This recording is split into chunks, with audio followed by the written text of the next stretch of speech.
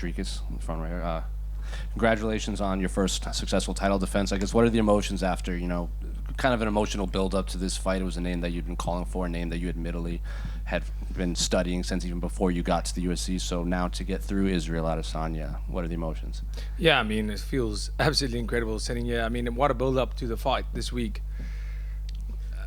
Just a big ups to him as well.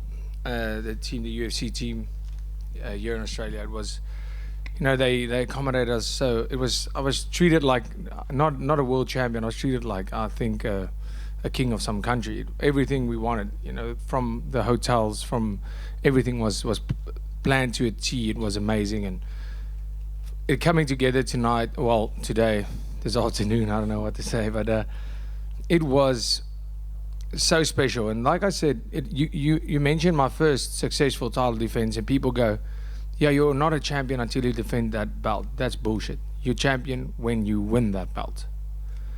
But I wasn't a champion walking out there tonight. Before I walk out, and I said this whole week, before I walk out there, they take the belt off me. The winner of this fight is the champion. So nobody's a champion when that first belt goes. I went out there tonight to fight for the world title, and I became champion tonight. And you could see that in the fight. I went out there to fight like somebody who wanted this belt and not somebody who defended it. You did, obviously, like I said before, you had been watching Israel since before the UFC. Did that fight play out in there as to compared to how you envisioned this and expected it all these years? Yeah, well, I won at the end. Yes, I guess so. I didn't do too many visualization sessions where I lost, but the man was as good as I thought. He was as good. I'm so happy that he went out there, and you could, after the fight, say, this was the best Israel Adesanya. He felt great. And you could see it in his, just in physique. That's equal to work. And he had more heart. I said I'm taking him out of there in the third, and I got in the fourth. I could see in the end of the third, he was starting to break down. But there just wasn't enough. And in that fourth round, if you look at the fight, the story of the fight was in the beginning of the round, because I knew they look at my game plan, me and my coaches. So we said, Coach Monet, obviously genius at this, looked at what he does, and we said, he kept on talking about he's a new fighter, he's going to come in there, be different, the old Adesanya. So he's going to come and try and fight me and stop me from going forward, because they know that's how I fight, and that's his kryptonite. When somebody's he's not going to make the same mistake like he did against Strickland. So every round, you can see this in the beginning of the round, I was standing my ground, but he was in the middle of the octagon, and he was almost dictating. But if you're not used to fighting like that, you get more tired. If you're not used to fighting with that kind of pressure. And I didn't back off. I wasn't fighting on the outside. I just stood my ground. And then every round, around 2 minutes, my coach would shout, listen, it's time to go. And I would start pushing forward. And that's when I started getting, every round at the end, I got the success. And every round his burst, like the first bit of the round where he was dictating would be shorter. And in that fourth round, I landed quite a lot of big shots. The man can take a punch, but you can only take that many. He kicks like an absent. Jeez, the man kicks hard. The first inside low kick he kicked me, I think his feet felt like this big. When he kicked me, it felt so heavy. He has that inside low kick was incredible, but I stuck to the plan. I tried to stay as disciplined in there as necessary, not blitzing forward for too long, because the blitz is it's one thing I'm going to do, and everything worked out perfect. At media day, you also said, if there are no holes, it's my job to create them for you to take advantage of. Was this the finishing sequence, like you got that hook from behind and then you tackled him into the rear naked choke? Is that a hole that you saw envisioned? Well, I mean, we saw that in the second round when I got him. I knew physically I'm stronger than Israel Adesanya. He is a master at getting back to his feet and not getting his, well, if you have his back. I mean, Whittaker had his back many times. how many guys has gotten him down and not being able to do anything with it. So I got him down in that first round, I think, or second round. Landed a couple of hard shots. So every time he would start getting back to his feet, I didn't fight him on it. I just kept control of the hips and landed big shots because he was so focused on my hands around the hips that he wouldn't protect his face. Landed big shots, maybe create a cut. That was what I was hoping for, landing big, hard punches, then get him back down to the ground. So he has to do all that trouble, get back up, carry my weight, hit him. And in that fourth, the man was staggered from the blows. I could see when he went down, I landed big shots. And I didn't plan on taking him down. I was actually planning on knocking him out. And body positioning was just that of the best thing to do right now is to take him down. And I could feel as we went to the ground, he wasn't resisting at all. He was out of it a little. Got the back. As soon as I straightened him out, it was over. And after you said, I think it was something along the like, no matter what happened tonight, Africa won between you two. We saw you exchange the jacket over here and speak with his parents. Why did you feel the need to say all of these things? That just kind of clear the air between you guys? Well, let me tell you this.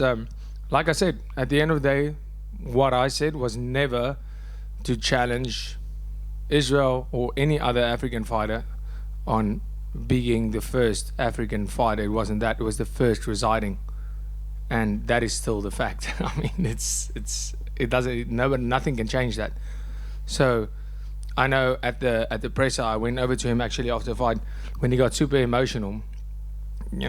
That was within him. That wasn't nothing. I never went after his family. So I just wanted to make sure that, I have parents too, and I respect anybody's parents. So I just went over to him and said after the fight, if it sounded like I was saying anything bad about your parents, that was not the case.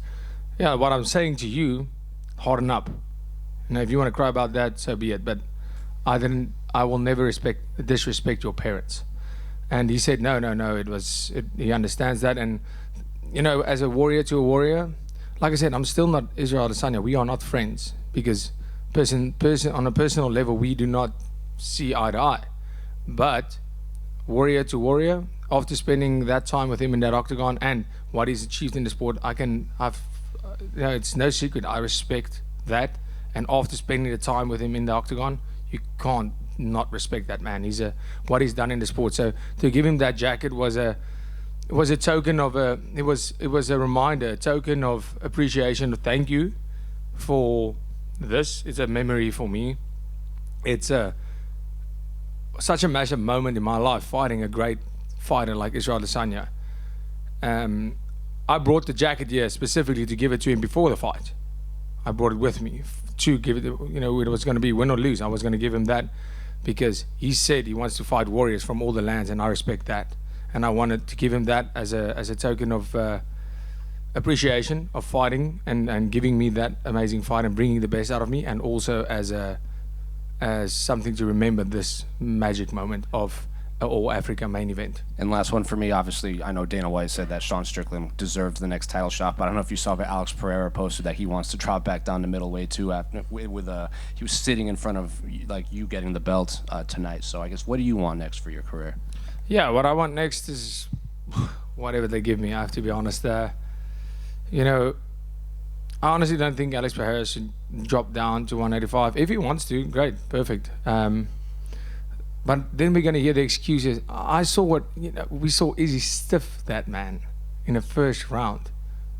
I felt Izzy's punching power tonight. If that, Izzy has great timing. He's fast, he's long, and he has great combinations. But I felt the power. If Izzy stiffens you like that, you do not want to be in there with me, especially not when you're going to come in there with the excuses, no, I cut too much weight. That's going to happen. Everybody's going to say that. So stay at 205, fight your fight against the number 7 ranked guy. Number 8. Oh, number 8. Okay, cool. Well, fight your fight there and enjoy it. If Strickland's the next fight, the people want to see that fight. That's the fight that people want to see, and that's the fight right now that people think is the next best guy. Then it's the fight that I want. So let me handle my business, you handle your business. You don't have to cut the weight so you have some sort of excuse. I'll come up after the Strickland fight. I'll come up to 205 and we'll sort it out there. So you think just one more title defense and you'll be ready to change divisions? No, but I mean, if that's what the UFC wants, I mean, I'll be ready for it right now. But I'm not chasing that. I believe to be considered as the greatest to ever do this sport, I need to be considered as the greatest middleweight first. So yeah, I mean, I'm the first guy to beat Israel Adesanya and Robert Whittaker. I beat 3 of the top 20 pound for pound fighters. So can I please get back in the top 10? So I beat Strickland, I beat Whittaker, and I beat Adesanya. I can't wait to see. I haven't been on social media. I can't wait to see what the critics say now. I mean, that must be very gratifying. And speaking of the Sean Strickland fight, right? He's one of the few people who's made it to the judges with you, which, as we've seen, doesn't happen very often. So is that a partial motivation to? There is people who think he won that fight, and to just silence those people.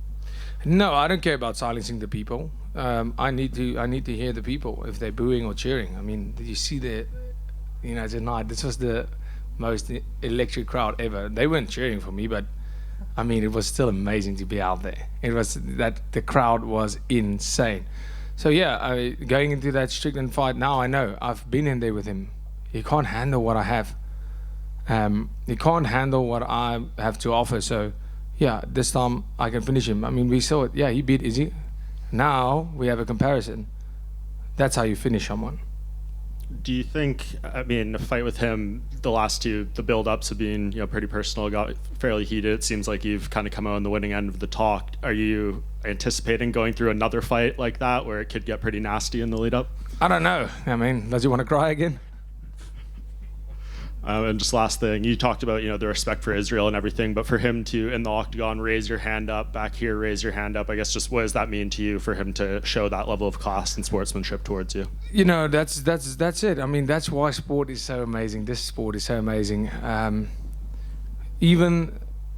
I say this all the time, myself and Israel, the beef was not fake. The fact that we don't like each other on a personal level was not fake, at least not from my side. It just doesn't, it's irrelevant in that octagon.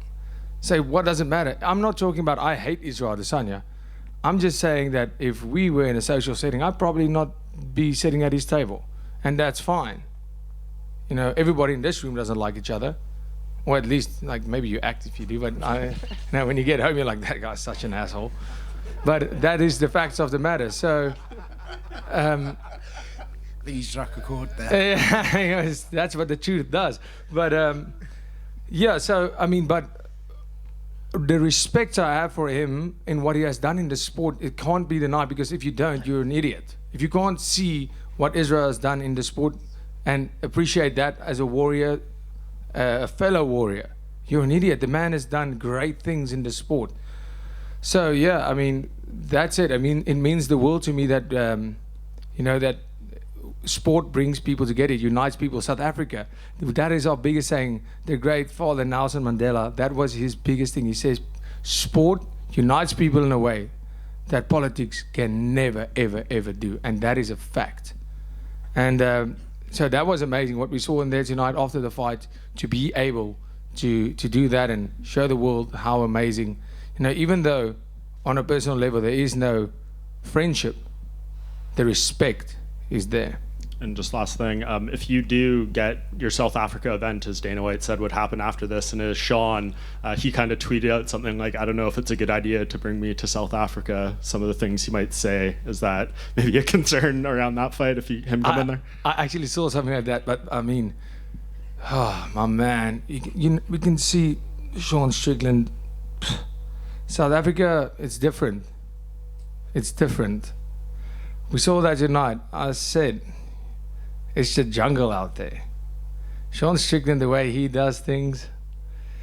Yeah, I hope he makes it to the fight. Dricus, just over here.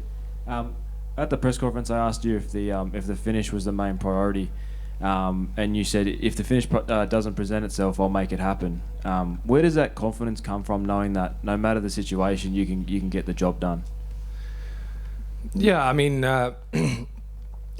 I think more directly what I said was I'm going to look for the opportunity or create the opportunity to get that finish. If not, I'm winning this fight by decision. But when I get in there, it comes from the fact that I know I don't know any other way how to fight. I don't know how to fight to defend the belt.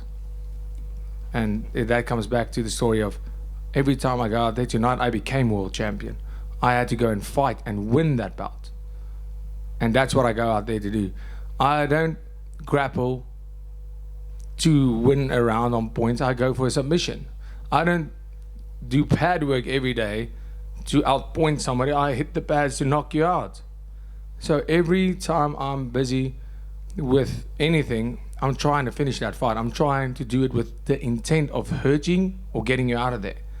Isn't that what fighting's all about? So the confidence comes from the fact that I know I'm willing to die to get it. I know it sounds like I'm just saying the same thing all over, but that's where it comes from. I know that I'm willing to go for it. And, every time I go there, I'll pull the trigger. I pull the trigger every time I get into the octagon. And my whole career has been like that. And, that's why I'm pretty sure I'm going to win or die trying. And last one for me. Your coaching staff, obviously Mornay Visser and Henny and the whole team at CIT Performance Institute are probably top contender for not only Gym of the Year, but definitely Mornay's in the conversation for Coach of the Year. I just wonder how big this win is. Obviously winning the title back in January was big for South African MMA, but to defend the title as well, I think is pretty big for you guys. So what do you think that says about the whole for South African MMA? Yeah, I mean, it shows that we are at a level that... it's massive. It's massive. I mean, just after becoming champion, how massive the sport just grew.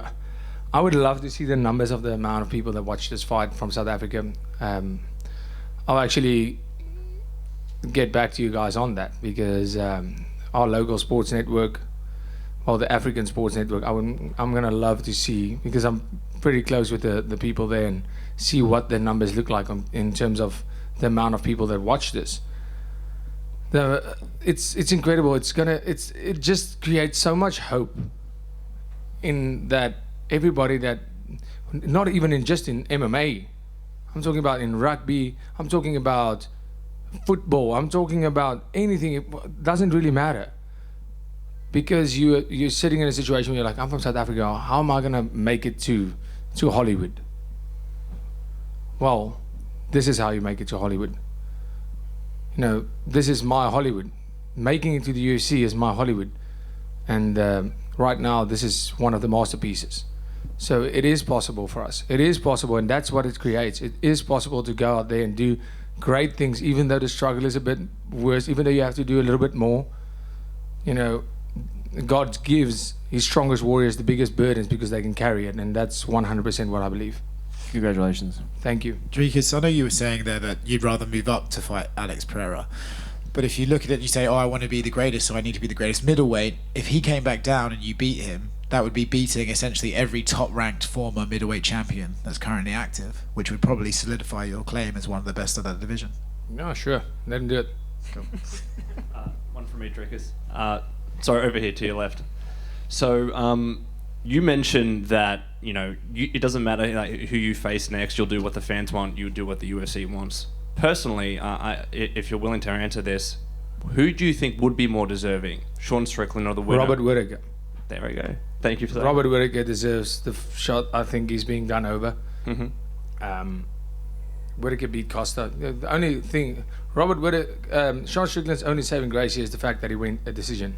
Yep. With me. That's it. So, yeah, I mean, Robert Whittaker beat Costa in a more spectacular fashion, I believe, than Strickland did. And then, willing to step up fight comes out, he pulls out. Whittaker fights not a nobody in the sense of he's not ranked. He can only lose, and it's a great fighter. Ikram, right? Ikram. Yeah. Ikram. He's an amazing fighter. He's really good. Whittaker makes it look like he was fighting an amateur. And what does he get for it? Nothing.